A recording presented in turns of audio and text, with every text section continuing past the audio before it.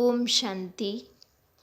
3 जून 1971 अव्यक्त बाप-दादा मधुबन। निरंतर योग युक्त बनने के लिए कमल पुष्प का आसन। आज का दिन कौन सा है?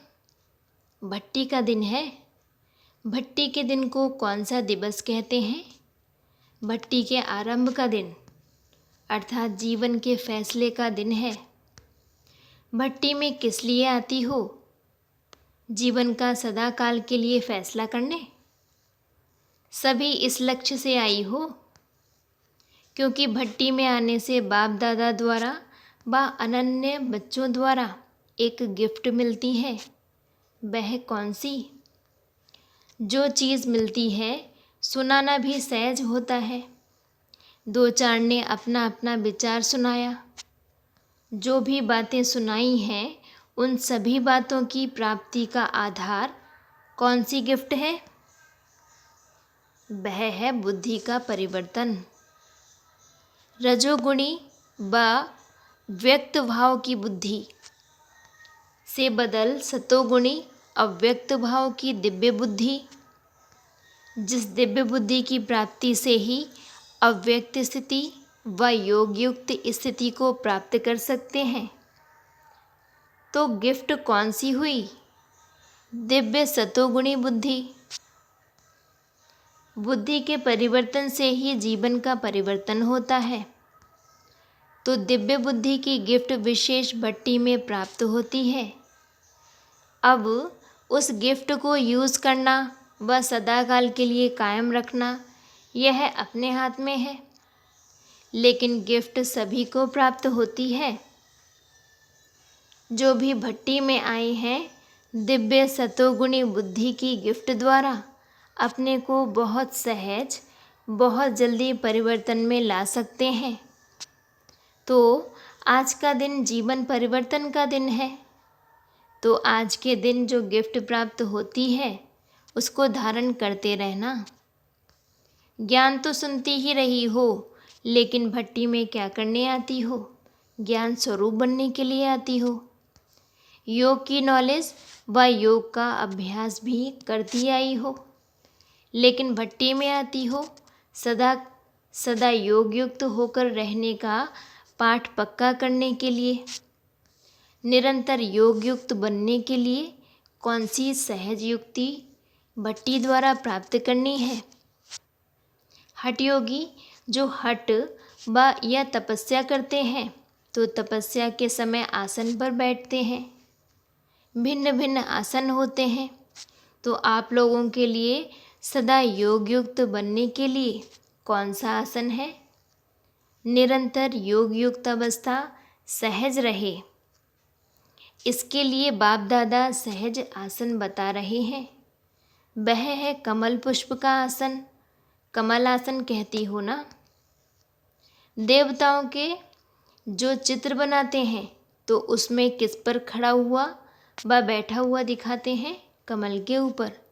तो निरंतर कर्म करते हुए भी सहज योग युक्त बनने के लिए सदैव कमल आसन पर अर्थात अपनी स्थिति कमल पुष्प के समान रखेंगे तो निरंतर योग युक्त बन जाएंगे। लेकिन कमल का पुष्प बन इस आसन पर इस स्थिति में रहने के लिए क्या करना पड़े? अपने को लाइट बनाना पड़े, हल्का भी और प्रकाश स्वरूप भी। कमल का पुष्प कितना ज्ञान युक्त है। कमल पुष्प को देख ज्ञान की स्मृति आती है ना। तो कमल आसन पर विराजमान रहने से सदा योग युक्त बन सकती हो। आसन कभी भी नहीं छोड़ो।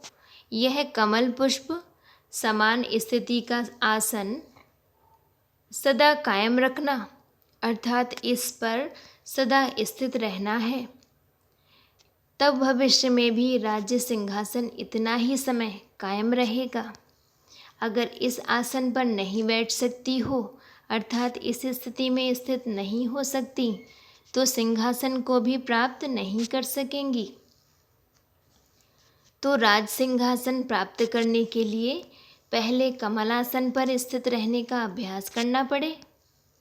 भट्टी में आए हो अपने को सभी प्रकार के बंधन से मुक्त कर हल्का बनाने के लिए तथा सदा कमल पुष्प की स्थिति में स्थित होने के लिए, आसन पर विराजमान रहने का अभ्यास सीखने के लिए।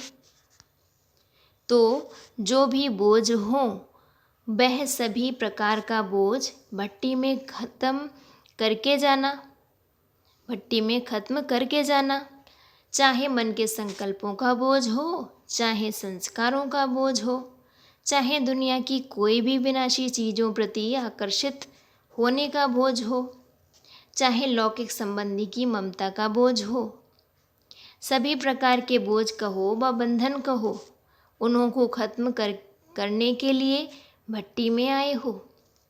अभी अपने जीवन की उन्नति का गोल्डन चांस यह भट्टी है।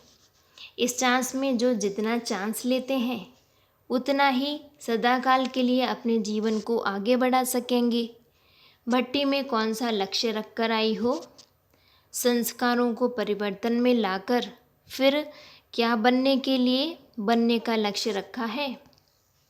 यह ग्रुप विशेष किस बात में सभी ग्रुप से अच्छा है, यह मालूम है? इस ग्रुप की एक बहुत अच्छी विशेषता है, गोल्ड में जब खाद डाली जाती है तो उसके बाद गोल्ड को मोल्ड नहीं कर सकते हैं। ओरिजिनल गोल्ड होता है तो उसको मोल्ड कर सकते हैं। तो ऐसे समझो कि यह सच्चा सोना है, इनमें कोई खाद नहीं है। आप लोग अपनी विशेषता को जानती हो। इस ग्रुप को देखकर ऐसा लगता है जैसे जब वृक्ष नया लगाया जाता है तो पहले बहुत कोमल सुंदर छोटे छोटे पत्ते निकलते हैं जो बहुत प्रिय लगते हैं। तो यह ग्रुप भी नए पत्ते हैं लेकिन कोमल हैं। कोमल और सख्त चीज़ें होती हैं ना। कोमल अर्थात संस्कारों की हड्डियाँ इतनी सख्त नहीं हैं जो चेंज नहीं हो सके। छोटे बच्चे की हड्डियाँ पहले कोमल होती हैं, फिर जैसे जैसे बड़े होते हैं तो सख्त होती जाती हैं। यह ग्रुप भी कोमल संस्कारों वाला है। इन संस्कारों को परिवर्तन करना सहज हो जाएगा। कड़े संस्कारों वाले तो नहीं होना। दादी जी 2 दिन के लिए मद्रास सर्विस पर जाने के लिए बाप दादा से छुट्टी ले रही हैं। जो विश्व के राजे बनने वाले हैं उन्हों की विशेषता यह है सर्व आत्माओं को राजी रखना। महारथियों के कदम कदम में पद्मों की कमाई रहती है। सीता माता भी छुट्टी ले रही है। अपने को समर्थ आत्मा समझ इस शरीर को देख रही हो। साक्षी अवस्था की स्थिति में स्थित होने से शक्ति मिलती है।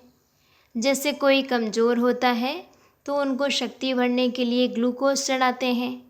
तो जब अपने को शरीर से परे या शरीरी आत्मा समझते हो तो यह साक्षीपन की अवस्था शक्ति बढ़ने का काम करती है। और जितना समय साक्षी अवस्था की स्थिति रहती है उतना ही बाप साथी भी याद रहता है, अर्थात साथ रहता है। तो साथ भी है और साक्षी भी है। एक साक्षीपन की शक्ति, दूसरा बाप के साथी बनने की खुशी की खुराक। तो बताओ फिर क्या बन जाएंगी? निरोगी, शक्ति रूप न्यारी और प्यारी। इस समय ऐसी न्यारी और प्यारी स्थिति में स्थित हो। यह स्थिति इतनी पावरफुल है जैसे डॉक्टर लोग बिजली की रेजेस देते हैं कीटाणु मारने के लिए। तो यह स्थिति भी ऐसी पावरफुल है जो 1 सेकंड में अनेक विकर्मों रूपी कीटाणु भस्म हो जाते हैं। विकर्म भस्म हो गए तो फिर अपने को हल्का और शक्तिशाली अनुभव करेंगे।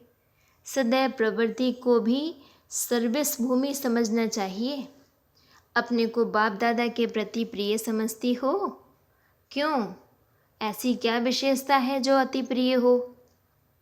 एक बाप दूसरा ना कोई, ऐसे एक ही के लगन में रहने वाले बाप को अति प्रिय हैं। समझा? अच्छा जी, ओम शांति।